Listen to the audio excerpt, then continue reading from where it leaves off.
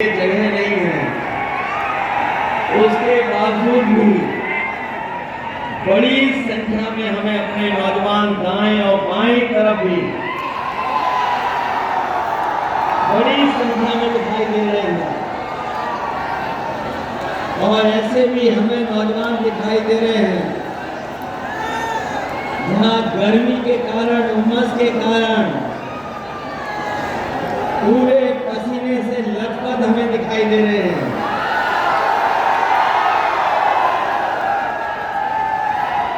और इस गर्मी में, तपती हुई गर्मी में, जहां एक के बाद एक बिल्कुल करीब से खड़े दिखाई दे रहे हैं। ये आखिरी चरण का चुनाव और गाजीपुर का चुनाव, यहाँ का उत्साह बता रहा है कि इंडिया गठबंधन और समाजवादी पार्टी के प्रत्याशी अफजल अंसारी साहब न केवल जीत करके जा रहे हैं बल्कि रिकॉर्ड मतों से जुड़ा जीतेंगे। जहां गाजीपुर अपनी बुलंद आवाज से और अपने समर्थन से लोग जो बड़े बड़े दिल्ली और लखनऊ से आ रहे हैं, गाजीपुर के लोगों के उत्साह के सामने और समाजवादी पार्टी के समर्थन के सामने वो थर्रा रहे हैं। उन्हें समझ में नहीं आ रहा कि रास्ता क्या निकलेगा। और मैंने तो कल भी बलिया में और सरीपुर में समर्थन देखा है। इस बार तो जहां पूर्वांचल की हवा, पूर्वांचल की जो हवा इस बार है पश्चिम से भी ज्यादा रफ्तार से बह रही है। जो शुरुआत पश्चिम से हुई थी वो आते आते यहाँ पर बलिया, गाजीपुर में किस ऊंचाई तक पहुंचेगी। और मैं ये कह सकता हूं कि जो जनता का गुस्सा बढ़ता चला जा रहा है, पहले चरण में जो गुस्सा दिखाई दिया था सरकार के खिलाफ, आज गाजीपुर में आकर के वो साथ में आसमान पे दिखाई दे रहा है। ये जो 400 पार वाली बात कह रहे थे, 400 पार, वो अब 400 हारने जा रहे हैं।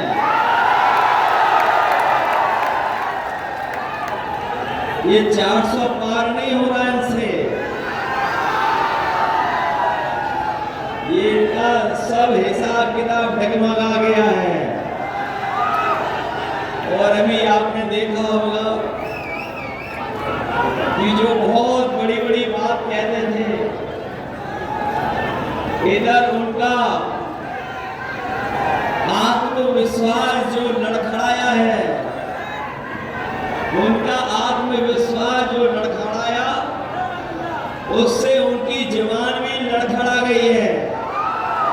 अब कोई उनकी पुरानी कहानी सुनना नहीं चाहता है। पुरानी कहानी, पुराने डायलॉग जो घिसे पिटे हैं, कोई सुनना नहीं चाहता है। इसलिए मैं सबसे पहले जो मंच पर उपस्थित हैं, जहां में दोनों अपने पार्टी के प्रत्याशी और इंडिया गठबंधन के सहयोग से चुनाव लड़ रहे अफजल अंसारी साहब, सनातन पांडे जी, मंच पर उपस्थित पार्टी के वरिष्ठ नेताओं प्रकाश सिंह जी, राम वचन राजभर जी, विधायक वीरेंद्र यादव जी, लाल बिहारी यादव जी, अंकित भारती जी, शोएब अंसारी जी, काशीनाथ यादव जी, अरविंद सिंह जी, विजय यादव जी, राजेंद्र यादव जी, त्रिवेणी राम जी, खुर्शीद अहमद साहब, अनिल अमिताभ दुबे, लोग सत्ता में रहे हैं 10 साल से। इन सबने मिलकर के हर बात इनकी झूठी निकली और इनके हर वादे झूठे निकले। जब 10 साल पीछे मुड़ करके देखते हैं, जबकि गाजीपुर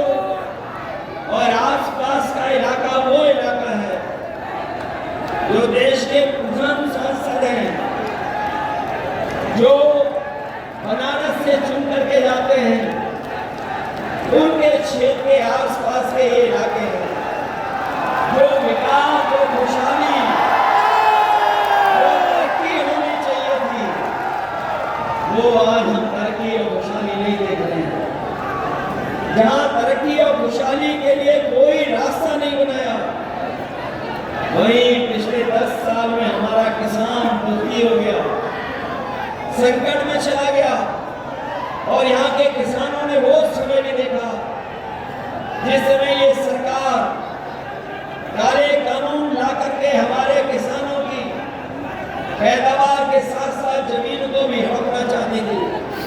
लेकिन हमारा किसान न केवल पूर्वांचल का किसान बल्कि देश का किसान जागरूक था। उसने सरकार के खिलाफ लड़ाई लड़ने का काम किया, धरने में बैठ कर दिल्ली आकर के, और वो तब तक नहीं हटाता जब तक सरकार ने काले कानून वापस नहीं ले लिए। और मैं आपको कहना चाहता हूं, मैं यहाँ के गाजीपुर के अपने तमाम समाजवादी साथियों का मैं धन्यवाद और आभार इसलिए भी प्रकट करना चाहता हूं कि जिस समय 2022 के चुनाव से पहले मैंने यहीं से रथ यात्रा शुरू की थी आपके जिले से, जहां पर वो समाजवादी सरकार का बना हुआ पूर्वांचल एक्सप्रेस वे जुड़ता है, उस गांव पखनपुरा से हमने शुरू किया था। और जो सहयोग समर्थन आपसे मिला था, मुझे नहीं पता था कि मुझे रात में भी चलना पड़ेगा। मैंने सुबह रथ यात्रा शुरू की थी, पूरा दिन पूरी रात चल करके जब मैं लखनऊ पहुंचा था, मुझे याद है सबसे पहले वही खबर मिली थी कि जहां किसान के आंदोलन की वजह से और उत्तर प्रदेश के चुनाव की वजह से भारतीय जनता पार्टी ने वो काले कानून वापस ले लिए थे। उसके लिए हमारे गाजीपुर के किसान और नौजवानों को भी बधाई देता हूं, जिन्होंने सड़क पर आकर के उस सरकार के खिलाफ खड़े होकर के आंदोलन को आगे बढ़ाने का काम किया। न केवल काले कानून लाए थे ये लोग, बीजेपी ने हमारे किसानों को ये भी वादा दिलाया था कि उन्हें मौका मिल जाएगा तो किसानों की आय दोगुनी हो जाएगी। और जब भी यहाँ प्रधानमंत्री जी आए, वो कभी वो बात नहीं भूले कि कभी लोकसभा में आप एक सांसद जी ने कहा था कि यहाँ पर इतनी गरीबी है कि लोगों ने दाने बीन करके खाना खाया था, दाने बीन बुन करके। उस समय भुखमरी में गरीब दाने